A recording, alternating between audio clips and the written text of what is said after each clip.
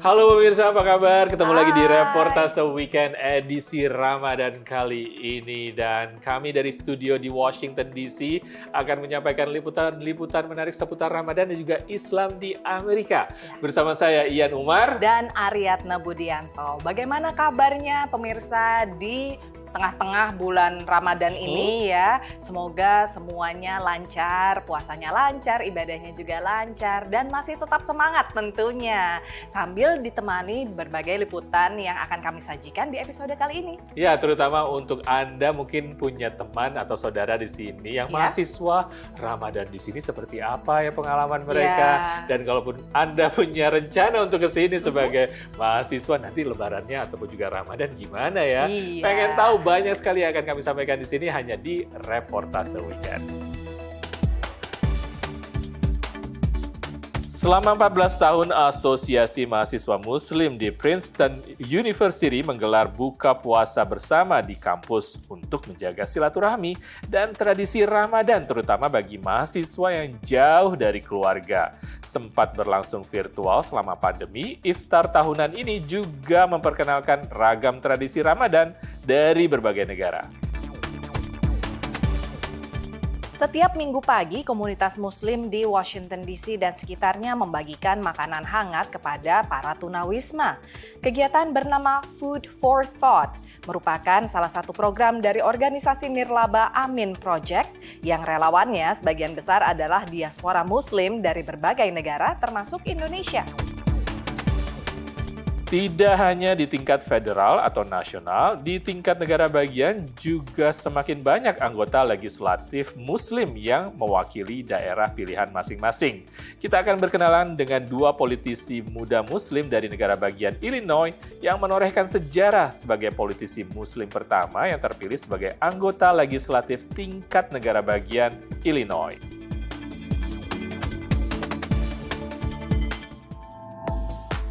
Sudah 14 tahun belakangan, sebuah asosiasi mahasiswa Muslim di Princeton University di New Jersey melaksanakan sebuah kegiatan yang sangat menarik untuk mengundang para mahasiswa Muslim di bulan Ramadan ini untuk buka puasa bersama, saling berkenalan dan juga saling berbagi dengan cerita dan juga latar belakang mereka ya. Betul, karena di Amerika Serikat ini komunitas Muslimnya itu dari berbagai macam negara. Jadi Ramadan merupakan sebuah kesempatan yang sangat baik untuk saling memperkenalkan tradisi Ramadan dari negara masing-masing. Dan ini dilakukan Princeton University, salah satu kampus bergengsi di Amerika Serikat, dengan kegiatan iftar atau buka puasa bersama yang sudah berlangsung lebih dari 1 dekade.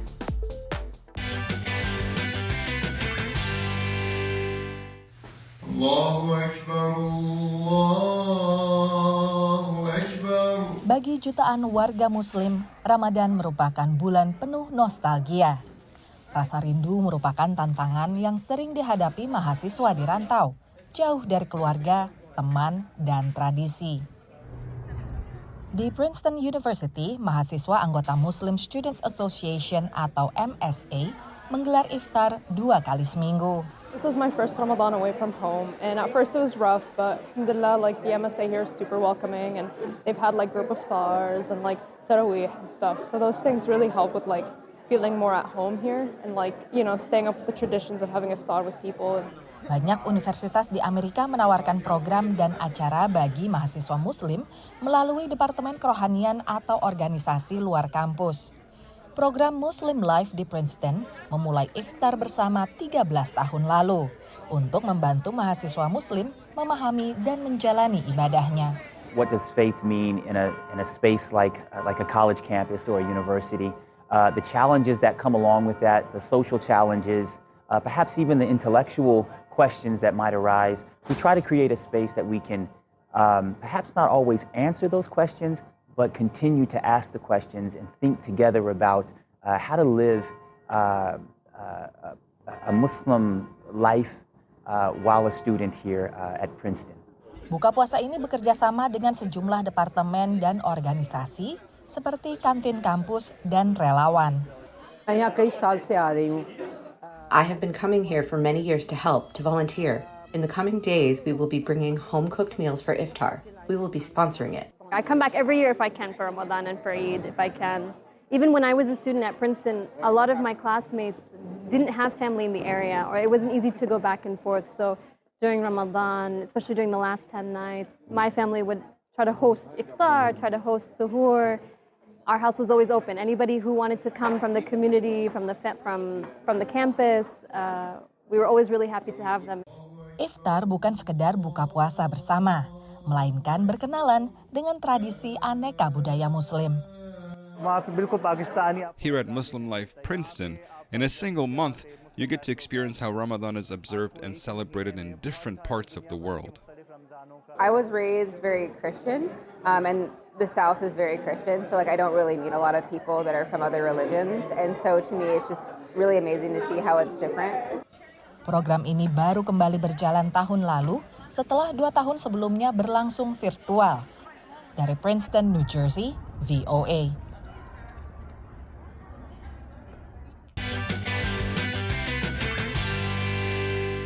Menarik sekali Ian, bahwa kegiatan buka puasa bersama ini sebetulnya sudah dijalankan lebih, bahkan 2 dekade lalu juga sudah ada. Dulu saya ingat ada yang namanya kegiatan Fast-a-thon. Di situ mahasiswa muslim mengajak mahasiswa yang non-muslim dan juga pengajar untuk ikutan berpuasa. Jadi nanti puasa bersama dan juga buka puasa bersama. Jadi itu kegiatan interfaith yang sangat menarik menurut saya. Ya, apalagi untuk kampus sebesar Princeton University ini kan kampus Ivy League ya besar, dan juga mahasiswanya pasti datang dari berbagai latar belakang dan juga salah satunya ya warga Muslim. Pemirsa, masih banyak liputan lainnya, jadi jangan kemana-mana, stick around di Reportase Weekend.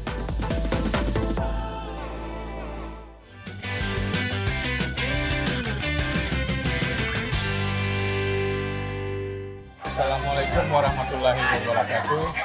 Nama saya Sandi Arifandi Matawaka, mengucapkan selamat menunaikan ibadah puasa. Dan di bulan puasa ini semoga kita semuanya sehat walafiat menjalankan perintah Allah.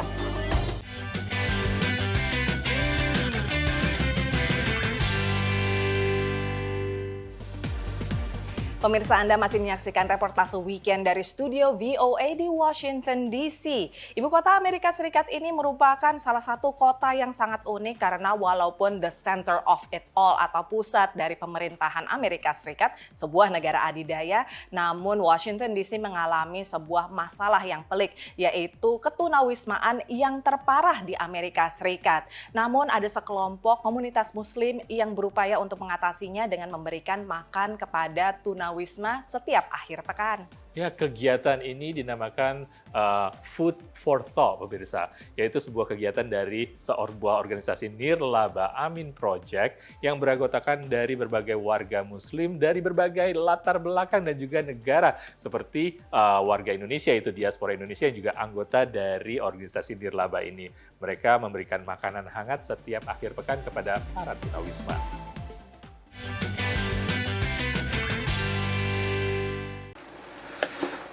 Today's menu I have ground beef, alhamdulillah, and with chickpeas and vegetable. Setiap hari Minggu selepas subuh, Syed Mazhar dari Bangladesh membuat masakan lezat menggunakan bahan-bahan sehat dan bergizi di dapur rumahnya untuk dibagikan kepada para tunawisma. Ginger, this is a mix of 5 spices, coriander, cumin. Well, when we cook the food, we just don't randomly cook the food. We keep in our mind like what is good for them. Kegiatan ini lebih dari sekedar membagikan makanan, but also to represent who we are, Islam. Food for Thought adalah salah satu program dari organisasi Nirlaba berbasis di negara bagian Virginia bernama Amin Project, yang awalnya adalah aplikasi berisi informasi kegiatan sholat jenazah jika ada warga Muslim yang meninggal dunia, juga jadwal serta lokasi sholat Jumat.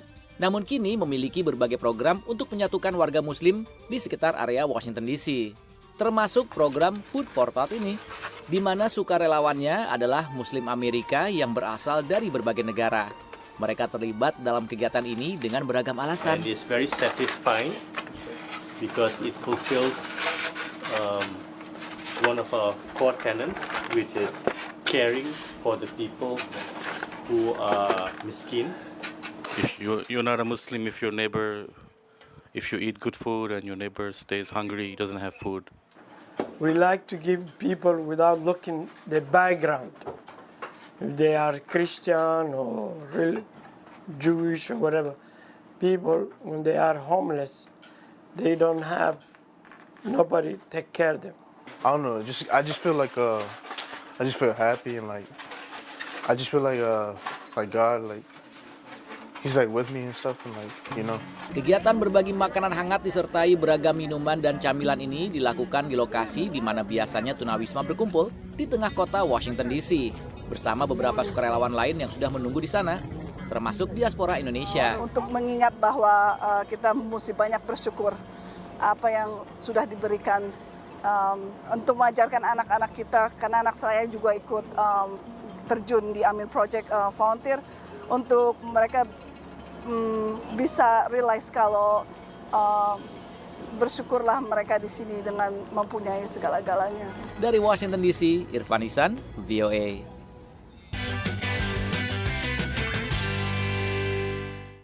Ya pemirsa, Amin Project merupakan organisasi yang beranggotakan mayoritas pengusaha di Washington DC yang berasal dari berbagai negara. Maka nggak heran Ian, tadi kita lihat makanan-makanannya itu kayaknya makanan khas dari negara masing-masing ya? Iya, menarik sekali Ya. dan itu makanan hangat-hangat semua. Jadi mengingatkan saya dengan sebuah restoran yang ada di Los Angeles di California tepatnya, Toko Rame. Dan ini makanannya khusus menyediakan makanan dari Kepulauan Riau, tapi makanan yang disediakan adalah makanan halal. Kita kunjungi Toko Rame di California.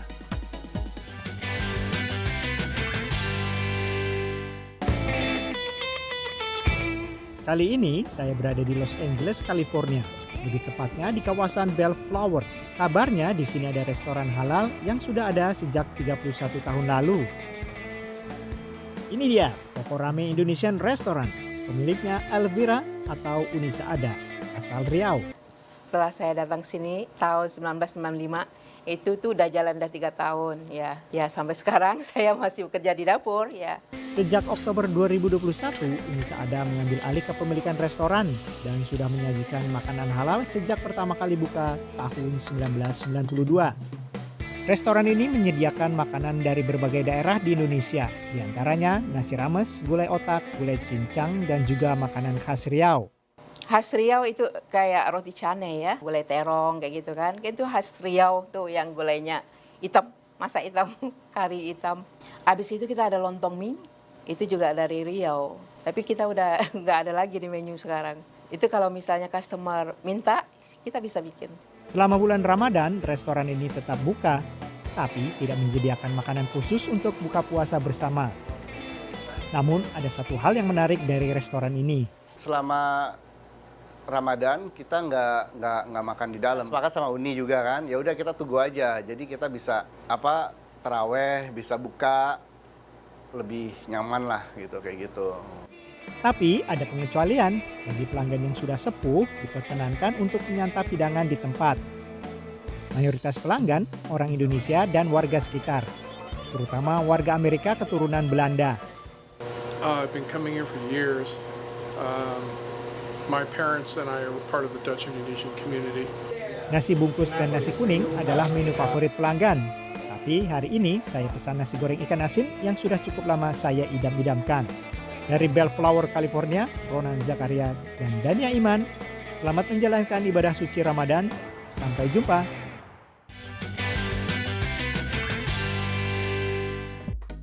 Tidak hanya kelihatan sedap dan menarik sekali, lezat sekali itu makanannya sepertinya, tapi ternyata memang di masa bulan Ramadan ini Toko Rame menyediakan juga menu-menu khusus untuk Ramadan dan dibawa untuk buka puasa serta untuk sahur ternyata. Udah keruyukan ya aku jadinya ngelihat liputan tadi. Nah pemirsa, sekarang kita istirahat dulu tapi jangan kemana-mana, tetap di Reportase Weekend. Kami akan kembali dengan sebuah liputan yang tidak kalah menarik.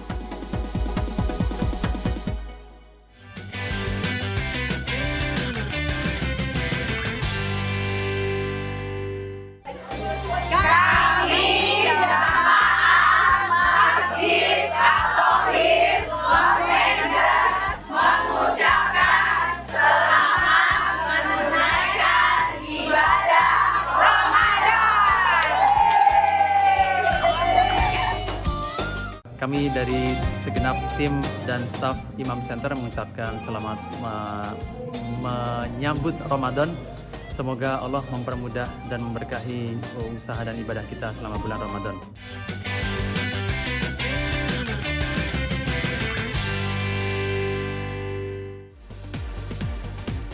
Pemirsa, Anda masih bersama Reportase Weekend edisi Ramadan. Kali ini kami akan mengangkat keterwakilan warga Amerika atau warga Muslim Amerika di tingkat Kongres ataupun juga DPR di Amerika. Dan menurut sejarah ya, ada 4 orang ternyata sudah menjadi anggota DPR atau Kongres di Amerika, yaitu Keith Ellison yang sempat menjabat sebagai anggota Congressman dan sekarang menjadi Jaksa Agung di negara bagian Minnesota, dan juga ada Rashida Tlaib dari negara bagian Michigan, dan juga Andre Carson dari Indiana, serta Congresswoman dari Minnesota yaitu Ilhan Omar. Dan ini ternyata sudah meningkat dan semakin banyak ternyata ya. Betul, keterwakilan warga Muslim di Amerika Serikat ini tidak hanya terlihat di tingkat federal, tapi juga di tingkat daerah. Salah satunya adalah negara bagian Illinois yang baru-baru ini melantik 2 anggota DPRD beragama Islam, keturunan India dan keturunan Pakistan. Langsung aja kita kenalan dengan mereka.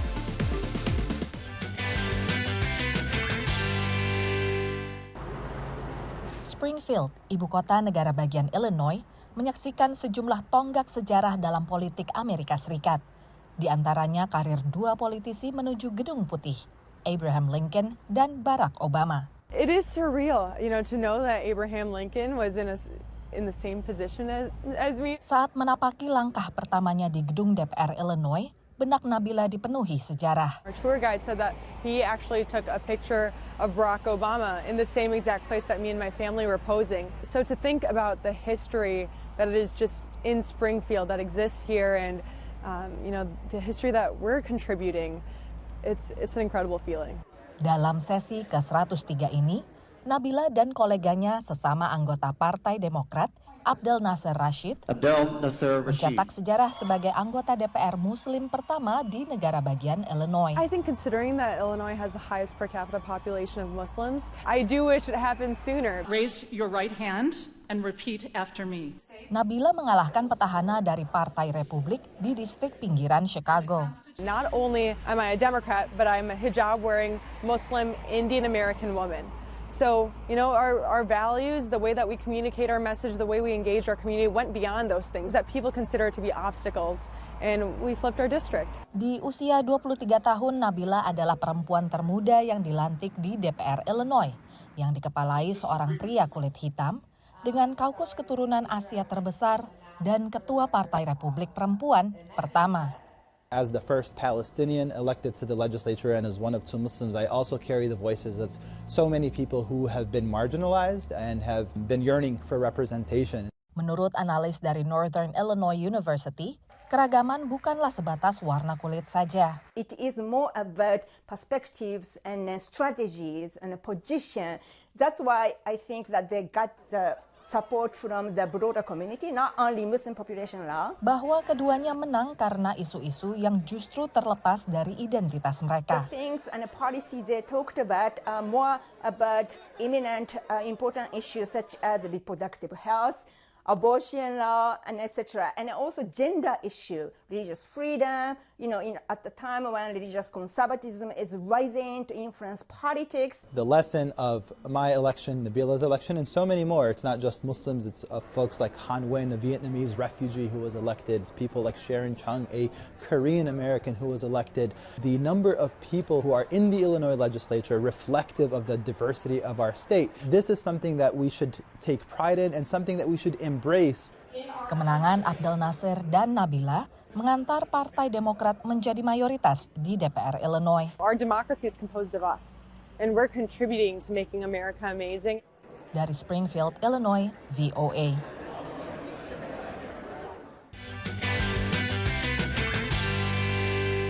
Semoga insyaAllah, I hope that Allah blesses the people of Indonesia with barakah, with blessings throughout the month of Ramadan. And we here in America, we are together. Kita bersama dengan iman dan dengan ikhlak di bulan Ramadan. Sebetulnya jumlah warga muslim di Amerika Serikat itu masih sangat minoritas karena cuma 1,3% dari total populasi di Amerika, tapi karena jumlah warga muslim sendiri populasinya itu adalah yang paling pesat di antara kelompok agama yang ada di Amerika Serikat, maka saya optimis ini kayaknya jumlahnya akan nambah terus. Aktif di politik itu adalah salah satu langkah yang tepat untuk keterwakilan dari warga-warga minoritas di sini, terutama untuk warga muslim. Dan pemirsa, menarik sekali kita sudah sharing banyak tentang puasa dan juga Ramadan dan Islam di Amerika di Reportase Weekend. Namun sayangnya kami berdua harus pamit dulu. Saya Ian Umar dan Aryan Budianto dari studio VOA di Washington DC. Tidak lupa kami mengundang Anda untuk ikutan dalam media sosial kami dengan handle @VOA Indonesia. Selamat menjalankan ibadah bulan suci Ramadan dan sampai ketemu lagi minggu depan. Dadah.